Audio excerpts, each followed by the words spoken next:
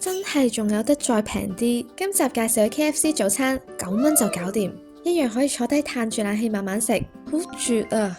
轉頭去埋喺深圳有窮鬼包店之稱嘅港式麵包鋪，最出名係招牌菠蘿包，2蚊一個，極符合我呢個窮鬼系列啊！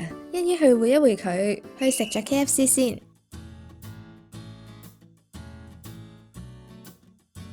KFC 最近仲出咗小籠包同綠豆粥添，上集去 Pizza Hut 就食漢堡，而家間間都踩過界喎。呢份就係9蚊肯德基最絕窮鬼早餐，喺美團買。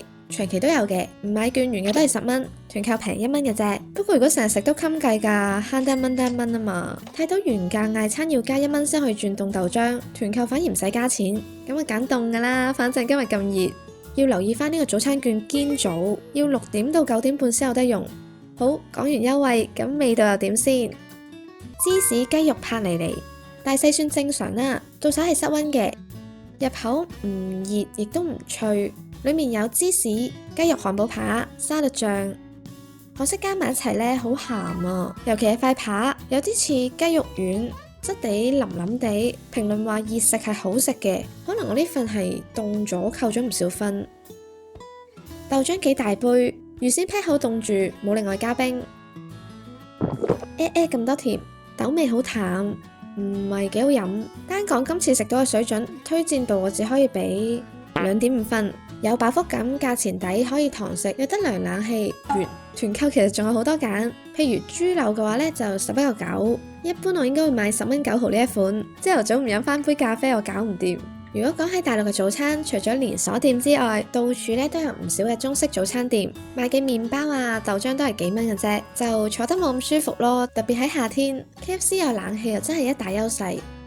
今次去嘅 KFC 呢係喺一個幾舊嘅商場裏面嘅，咁既然嚟到，都行下去啊！裏面仲有間街坊超市添。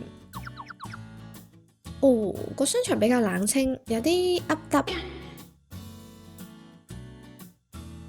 超市反而幾驚喜，充滿住生活氣息，勁熱鬧喎。同平時去嘅大型超市感覺有啲唔同，裏面好似放咗成個街市咁，有肉、蛋、菜、海鮮，好墟冚。海鮮可以逐隻揀。行完超市一出到室外就溶咁滯，去揾窮鬼包店之前呢，食杯雪糕先。舒逸燒仙草係2007年創立喺四川成都，據聞而家全國呢係有5000幾間分店，深圳都有60幾間。我由07年到而家呢係老咗19歲。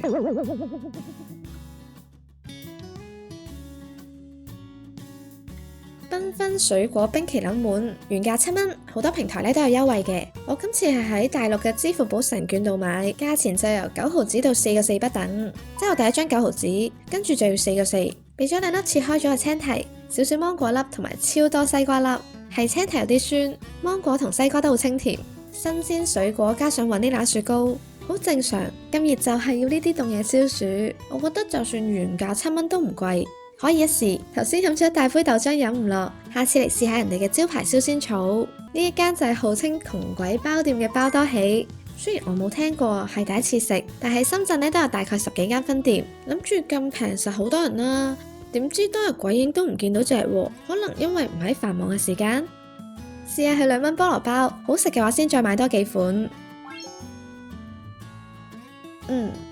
以我食咗30幾40年菠蘿包經驗嚟講，呢個菠蘿包相當普通，酥皮好薄啊，佢嘅存在感好低，包嘅味道同口感都優點係平啦，幾平，勁順路。我仲買咗個蛋糕盲盒，33蚊有一個4寸嘅蛋糕，要去廣隆蛋撻王度拎，直接就喺隔籬，唔使搵。我呢個老千超開心。係想拍一集40蚊人仔樓下嘅蛋糕挑戰，有興趣睇記得訂閱咗爛人廚房先，咁就唔會錯過最新嘅影片啦。今集呢就係一個平價遊啦。其實我住惠州噶，對比起深圳，大家一定少啲過嚟玩噶嘛。咁所以呢，我多數都介紹連鎖店，分享一啲喺深圳都一樣會揾到食到嘅餐廳。而今日食咗 KFC 嘅9蚊早餐，舒逸燒仙草嘅7蚊雪糕，同包多喜嘅2蚊麵包，都淨係使咗18蚊人仔啫。